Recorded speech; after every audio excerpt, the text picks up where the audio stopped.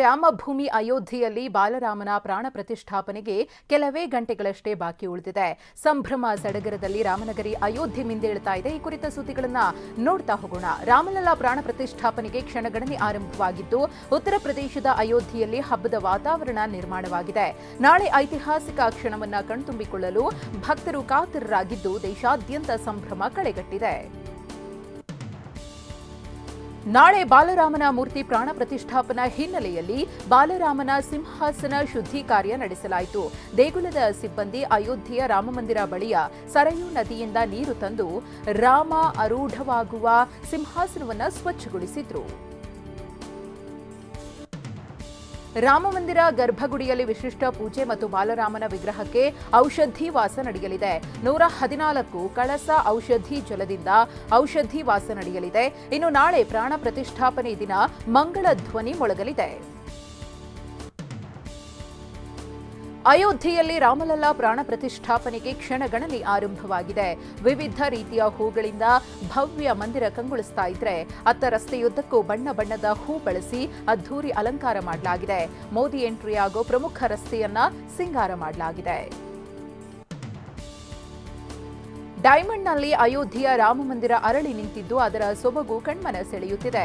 ಸೂರತ್ ಮೂಲದ ಡೈಮಂಡ್ ಕಾರ್ಮಿಕ ತನ್ನ ಕುಶಲತೆ ಮೆರೆದಿದ್ದು, ವಾಲ್ ಫ್ರೇಮ್ನಲ್ಲಿ 9,999 ಡೈಮಂಡ್ಗಳಲ್ಲಿ ರಾಮಮಂದಿರವನ್ನ ನಿರ್ಮಾಣ ಮಾಡಿದ್ದಾರೆ.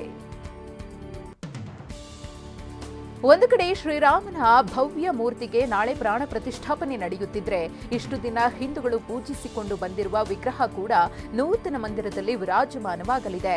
ತಾತ್ಕಾಲಿಕ ದೇವಾಲಯದಲ್ಲಿರುವ ರಾಮಲಲ್ಲನ ವಿಗ್ರಹವನ್ನ ಇಂದು ರಾತ್ರಿ 8 ಗಂಟೆಗೆ ಹೊಸ ದೇವಾಲಯದಲ್ಲಿ ಇರಿಸಲಾಗುತ್ತೆ. ಶ್ರೀರಾಮ ಮಂದಿರದಲ್ಲಿ ಪ್ರತಿ ರಾಮನವಮಿ ದಿನ ಬಾಲರಾಮನನ್ನ ಸೂರ್ಯದೇವ ಸ್ಪರ್ಶ ಮಾಡಲಿದ್ದಾನೆ. ಇದಕ್ಕಾಗಿ ಬೆಂಗಳೂರಿನ ಐಐಎ ಕಂಪನಿಯಿಂದ ಕನ್ನಡಿ ಲೆನ್ಸ್ ನಿರ್ಮಾಣ ಮಾಡಿದ್ದು, ಸೆಂಟ್ರಲ್ ಬಿಲ್ಡಿಂಗ್ ರಿಸರ್ಚ್ ಇನ್ಸ್ಟಿಟ್ಯೂಟ್ನಿಂದ ವಿನ್ಯಾಸ ಮಾಡಲಾಗಿದೆ. ಮಧ್ಯಾಹ್ನ 12 ಗಂಟೆಗೆ 6 ನಿಮಿಷಕ್ಕೆ ರಾಮಮಂದಿರದ 3ನೇ ಮಹಡಿಯಿಂದ ಸೂರ್ಯನ ಕಿರಣಗಳು ಬಾಲರಾಮನ ಹಣೆ ಮೇಲೆ ಬೀಳಲಿವೆ. ರಾಮ ಪ್ರಾಣ ಪ್ರತಿಷ್ಠಾಪನೆ ಹಿನ್ನೆಲೆಯಲ್ಲಿ ಅಯೋಧ್ಯೆಗೆ ಪ್ರಧಾನಿ ನರೇಂದ್ರ ಮೋದಿ ಸೇರಿದಂತೆ ಗಣ್ಯಾತಿ ಗಣ್ಯರು ಆಗಮಿಸ್ತಾ ಇರುವ ಹಿನ್ನೆಲೆಯಲ್ಲಿ ಅಯೋಧ್ಯೆ ವಿಮಾನ ನಿಲ್ದಾಣಕ್ಕೆ ಭಾರೀ ಭದ್ರತೆಯನ್ನು ಒದಗಿಸಲಾಗಿದೆ. ಏರ್ಪೋರ್ಟ್ನ 4 ಕಡೆಯಲ್ಲೂ ಹದ್ದಿನ ಕಣ್ಣಿಡಲಾಗಿದೆ. ಯಾದಗಿರಿ ಜಿಲ್ಲೆಯ ಗಡಿ ಭಾಗದಲ್ಲಿ ರಾಮ ಭಕ್ತರಲ್ಲಿ ಸಂಭ್ರಮ ಮನೆ ಮಾಡಿದೆ. ಯಾದಗಿರಿ ಮತ್ತು ತೆಲಂಗಾಣದ ಗಡಿಯ ಗುರುಮಠಕಲ್, ಚಂಡರಕ್ಕಿ ಹಾಗೂ ಚೆಪ್ಪೆಟ್ಲಾ ಗ್ರಾಮದಲ್ಲಿ ಮಂತ್ರಾಕ್ಷತೆ ವಿತರಿಸಲಾಯಿತು. ಕೈಯಲ್ಲಿ ರಾಮನ ಭಾವಚಿತ್ರ ಹಿಡಿದು ರಾಮನ ಭಜನೆ ಮಾಡುತ್ತಾ ಮನೆ ಮನೆಗೂ ತೆರಳಿ ಮಂತ್ರಾಕ್ಷತೆಯನ್ನು ವಿತರಿಸಿದ್ರು. ರಾಮನ ಫೋಟೋಗಳಿಗೂ ಬೇಡಿಕೆ ಇದೀಗ ಹೆಚ್ಚಾಗಿದೆ. ಹುಬ್ಬಳ್ಳಿಯ ಪಾನಾ ಬಜಾರ್ ಬಳಿ ಇರೋ ಫೋಟೋ ಅಂಗಡಿ ಮುಂದೆ ಜನ ಖರೀದಿಗೆ ಮುಗಿಬಿದ್ದಿದ್ದು, ಬೇಡಿಕೆಗೆ ತಕ್ಕಂತೆ ಫೋಟೋಗಳು ಸಿಗ್ತಿಲ್ಲ ಎನ್ನಲಾಗಿದೆ. ₹10 ಸಂತೂರ್ ಸೋಪ್ನಲ್ಲಿ ಶ್ರೀರಾಮನ ಚಿತ್ರವನ್ನು ಕೆತ್ತಲಾಗಿದೆ. ರಾಯಚೂರು ಜಿಲ್ಲೆ ಲಿಂಗಸಗೂರು ತಾಲೂಕಿನ ಮಾಕಾಪೂರು ಗ್ರಾಮದ ಕಲಾವಿದ ವಿಜಯ್ ಕುಮಾರ್ ಕೈಯಲ್ಲಿ ರಾಮ ಮೂಡಿ ಬಂದಿದ್ದಾನೆ. ಸಂತೂರ್ ಸೋಪ್ನಲ್ಲಿ ಪ್ರಭು ಶ್ರೀರಾಮನ ವಿನ್ಯಾಸ ಕೆತ್ತಿದ್ದಾನೆ. ಅಯೋಧ್ಯೆಯಲ್ಲಿ ರಾಮಮಂದಿರ ಉದ್ಘಾಟನೆ ಹಿನ್ನೆಲೆಯಲ್ಲಿ ದೇಶದೆಲ್ಲೆಡೆ ರಾಮೋತ್ಸವ ಸಂಭ್ರಮ ಮನೆ ಮಾಡಿದೆ.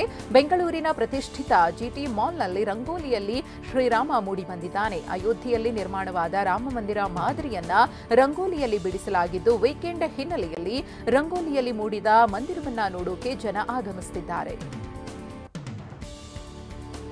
ಮೈಸೂರಿನಲ್ಲಿ ಶ್ರೀರಾಮನಿಗಾಗಿ ರಂಗರಾವ್ ಅಂಡ್ ಸನ್ಸ್ನಿಂದ 111 ಅಡಿ ಉದ್ದದ ಅಗರಬತ್ತಿ ತಯಾರಿಸಲಾಗಿದೆ.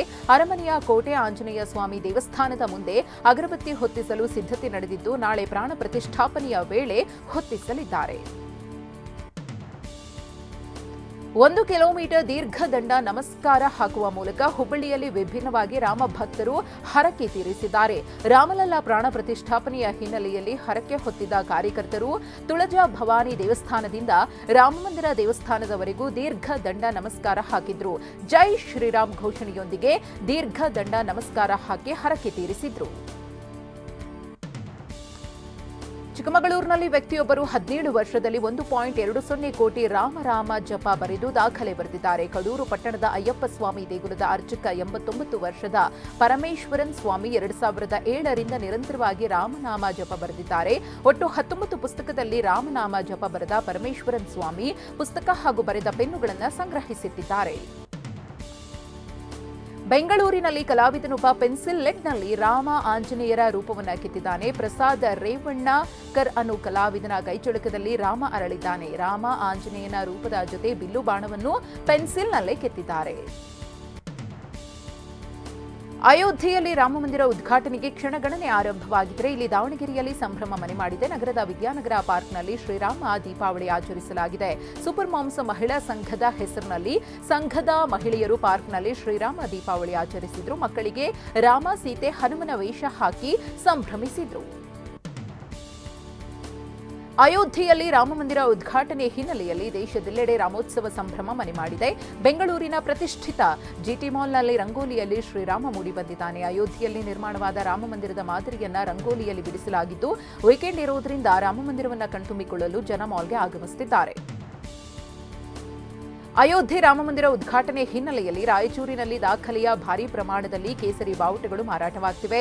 ಜೈ ಶ್ರೀರಾಮ್ ಮತ್ತು ಆಂಜನೇಯ ಉಳ್ಳ ಬಾವುಟಗಳು ಮಾರಾಟವಾಗ್ತಿವೆ. ಕಳೆದ ಒಂದು ವಾರದಿಂದ ಸುಮಾರು 1 ಲಕ್ಷಕ್ಕೂ ಅಧಿಕ ಧ್ವಜಗಳು ಮಾರಾಟವಾಗಿವೆ. ಧ್ವಜ ತಯಾರಿಕಾ ಕಾರ್ಖಾನೆಗಳೆಲ್ಲ ಧ್ವಜಗಳ ಸ್ಟಾಕ್ ಇಲ್ಲದ ಸ್ಥಿತಿ ನಿರ್ಮಾಣವಾಗಿದ್ದು, ದೂರದೂರಿನಿಂದಲೂ ಬೇಡಿಕೆ ಹೆಚ್ಚಾಗಿದೆ.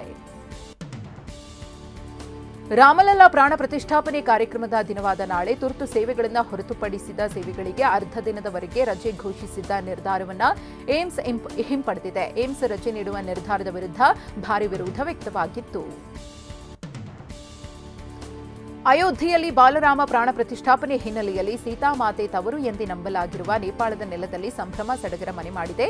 ನೇಪಾಳದ ಜನಕಪುರದಲ್ಲಿರುವ ಮಾ ಜಾನಕಿ ಮಂದಿರದಲ್ಲಿ ಭಕ್ತಿಯಿಂದ ಭಕ್ತರು ಪೂಜೆ ನೆರವೇರಿಸುತ್ತಿದ್ದಾರೆ. ದೆಹಲಿಯಿಂದ ಅಯೋಧ್ಯೆಗೆ ಹೊರಟಿದ್ದ ವಿಮಾನದಲ್ಲಿ ಜೈ ರಾಮ ಘೋಷಣೆ ಮೊಳಗಿದೆ. ವಿಮಾನದಲ್ಲಿ ಸ್ವಾಮೀಜಿಗಳು ಜೈ ರಾಮ ಜಯ ಜಯ ರಾಮ ಅಂತ ಹಾಡು ಹೇಳಿ ವಿಮಾನದಲ್ಲಿನ ಪ್ರಯಾಣಿಕರಿಗೂ ಹಾಡು ಹೇಳಿಸಿದ್ದಾರೆ. ಇನ್ನು ಬಾಲಿವುಡ್ ನಟಿ ಕಂಗನಾ ರಣಾವತ್ ಈಗಾಗಲೇ ಅಯೋಧ್ಯೆಗೆ ಬಂದಿಳಿದಿದ್ದಾರೆ. ಅಯೋಧ್ಯೆಗೆ ಆಗಮಿಸಿದ ಕಂಗನಾ ಮೊದಲ ಸಂಪ್ರದಾಯದಂತೆ ಹನುಮಾನ್ ಘಡಿ ದೇವಾಲಯಕ್ಕೆ ಭೇಟಿ ಕೊಟ್ಟು ವಿಶೇಷ ಪೂಜೆ ಸಲ್ಲಿಸಿದ್ರು. ನ್ಯೂಜಿಲೆಂಡ್ನಲ್ಲೂ ಮರ್ಯಾದಾ ಪುರುಷೋತ್ತಮ ಶ್ರೀರಾಮನ ಜಪ ನಡೆಯುತ್ತಿದೆ. ಶ್ರೀರಾಮನ ನಾಮ ಜಪಿಸುವ ಮೂಲಕ ನ್ಯೂಜಿಲೆಂಡ್ ಸಚಿವರು ಮಂದಿರ ಉದ್ಘಾಟನೆಗೆ ಶುಭ ಕೋರಿದ್ದಾರೆ. ಇಂಗ್ಲೆಂಡಿನ ಸ್ಲೋ ಪಟ್ಟಣದ ಹಿಂದೂ ದೇವಾಲಯದಲ್ಲಿ ಪ್ರಾಣ ಪ್ರತಿಷ್ಠಾಪನಾ ಸಮಾರಂಭವನ್ನು ಆಚರಿಸಲು ಸಿದ್ಧತೆ ಮಾಡಿಕೊಳ್ಳಲಾಗಿದೆ. ನಾಳೆ ಭಕ್ತರಿಗೆ ಲಡ್ಡು ವಿತರಿಸಲು ನಿರ್ಧರಿಸಲಾಗಿದ್ದು, ಭಾರತೀಯ ಮೂಲದವರು ದೇಗುಲದಲ್ಲಿ ಲಡ್ಡುಗಳನ್ನು ತಯಾರಿಸುತ್ತಿದ್ದಾರೆ. ದೇಗುಲದಲ್ಲಿ ರಾಮ, ಲಕ್ಷ್ಮಣ ಮತ್ತು ಮಾತೆ ಸೀತೆಯ ವಿಗ್ರಹಗಳನ್ನು ಭಾರತದಿಂದ ತಂದ ಹೊಸ ಉಡುಪುಗಳಿಂದ ಅಲಂಕರಿಸಲಾಗಿದೆ.